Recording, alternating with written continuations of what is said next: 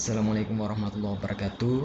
Pada kesempatan kali ini kita akan menjelaskan tentang pengembangan penilaian non-test yang dalam hal ini banyak, yaitu observasi, kemudian angket kuesioner, dan pada kesempatan kali ini kita fokus dulu kepada pengembangan penilaian non-test yaitu angket.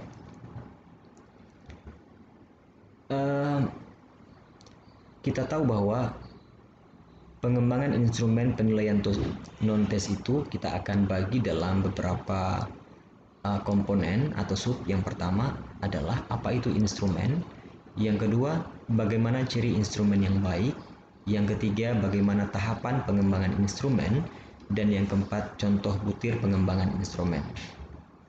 Nah, di sini ada dua. Yang pertama adalah apa itu pengembangan, dan yang kedua itu adalah apa itu instrumen. Pengembangan itu adalah proses membuat jadi berkembang. Atau pengembangan itu bisa penyusunan komponen-komponen yang sederhana menjadi lebih kompleks atau utuh. Pengembangan juga dapat diartikan sebagai proses penambahan atau konstruksi komponen-komponen dari sesuatu. Selanjutnya, apa itu instrumen? Kalau kita lihat Ja'ali dan Puji Mulyono, instrumen itu diartikan sebagai alat yang digunakan untuk mengumpulkan data dalam sebuah kegiatan. Sementara Suharsini Arikunto itu menjelaskan instrumen adalah alat bantu yang dipilih dan digunakan oleh peneliti atau oleh seseorang dalam kegiatannya mengumpulkan agar kegiatan tersebut menjadi sistematis dan dipermudah olehnya. Jadi, jika digabungkan antara keduanya, pengembangan instrumen itu adalah proses penyusunan atau konstruksi komponen-komponen alat yang digunakan untuk mengumpulkan menjaring data dalam sebuah kegiatan, apakah itu dalam kegiatan pembelajaran atau kegiatan penelitian. Nah, kalau kita ingin lihat jenis instrumen itu pada prinsipnya dibagi menjadi dua. Yang pertama adalah instrumen tes, dan yang kemudian adalah instrumen non-tes. Instrumen tes itu bisa kita bagi menjadi tiga. Yang pertama adalah tes tertulis, kemudian tes lisan, dan ketiga tes perilaku atau perbuatan. Nah, kalau non-tes itu adalah angket, wawancara, observasi, inventory, dan lain-lainnya.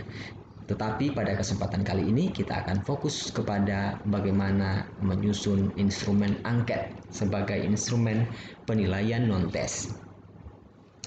Nah, yang kedua adalah ciri instrumen yang baik. Pada prinsipnya ciri instrumen yang baik itu harus menunjukkan kevalitan atau sahih dan reliable atau ajek. Nah, validitas itu adalah kemampuan alat ukur untuk mengukur apa yang seharusnya diukur. Sementara reliable itu berkenaan dengan bagaimana konsistensi atau keajegan dalam hal ketelitian alat ukur ketika dipakai dalam proses pengukuran. Bagaimana yang ketiga, tahap pengembangan instrumen? Tahap pengembangan instrumen, kalau kita ingin lihat ada beberapa langkah-langkah penyusunannya. Yang pertama adalah mengidentifikasi variabel-variabel dalam rumusan judul penelitian. Yang kedua, menjabarkan variabel tersebut menjadi subvariabel atau dimensi. Yang ketiga, mencari indikator atau aspek setiap subvariabel. Yang keempat, menderetkan deskriptor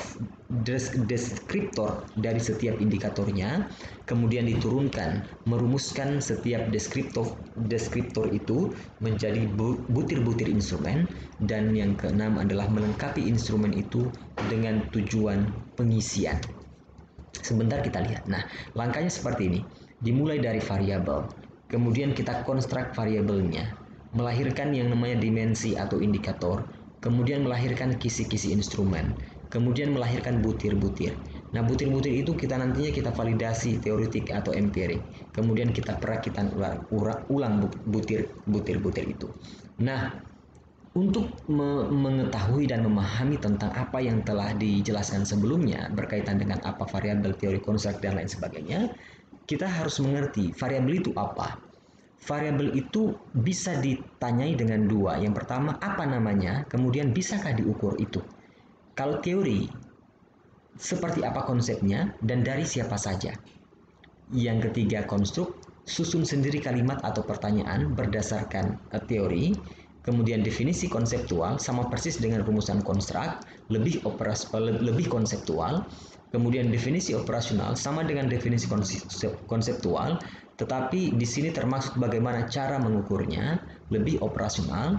Kemudian penetapan instrumen, kuesioner, skala, sikap, dan lain sebagainya. Kemudian kisi-kisi instrumen sajikan dalam bentuk matriks. Nah, selanjutnya penulisan butir instrumen, kemudian uji coba instrumen dilakukan terhadap calon sampel yang setara, analisis hasil uji coba, kemudian revisi instrumen, kemudian finalisasi instrumen, kemudian perbanyak instrumen. Nah, bagaimana misalnya? Misalnya variabelnya tadi adalah motivasi berprestasi. Motivasi berprestasi. Dari siapa saja teorinya? Dari teori Maslow, teori Murray, teori Herzberg. Bagaimana teorinya? Bahwa motivasi berprestasi adalah kesungguhan atau daya dorong seseorang untuk membuat lebih baik dari apa yang pernah dibuat atau diraih sebelumnya maupun yang dibuat atau diraih oleh orang lain. Nah, dari konsep ini, teori-teori ini, maka kita bisa jelaskan, oh ternyata indikator-indikator dari motivasi berprestasi itu adalah menyelesaikan tugas dengan baik. Di sini ada menyelesaikan, berbuat lebih baik. Kemudian rasional dalam meraih keberhasilan. Kemudian berusaha untuk unggul. Ya, kemudian menyukai tantangan. Dari 4 ini diambil dari hasil sarian atau kesimpulan dari teori Maslow, Murray, dan Herzberg ini. Nah, sehingga tadi indikatornya 1, 2, dan 3, 4. Nah, misalnya ya kita sajikan dalam bentuk pertanyaan positif maupun negatif. Kemudian jumlahnya berapa? Nanti di sini disajikan. Saya berusaha menyelesaikan tugas dengan sebaik-baiknya. Kemudian saya berusaha keras agar prestasi saya lebih baik. Kemudian saya memiliki keinginan belajar dan menyelesaikan pekerjaan rumah yang lemah. Nanti ini pertanyaannya itu negatif. Ya, ini positif. Saya acuh tak acuh dengan prestasi belajar. Ini juga negatif. Jadi nanti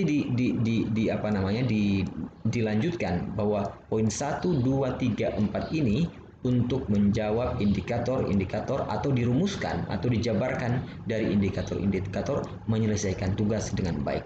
Nah, selanjutnya kita tinggal rasional dalam meraih keberhasilan itu apa saja pertanyaan-pertanyaannya. Berusaha untuk unggul itu bagaimana? Menyukai tantangan itu seperti apa? Nah, oke. Demikian untuk sementara. Assalamualaikum warahmatullahi wabarakatuh.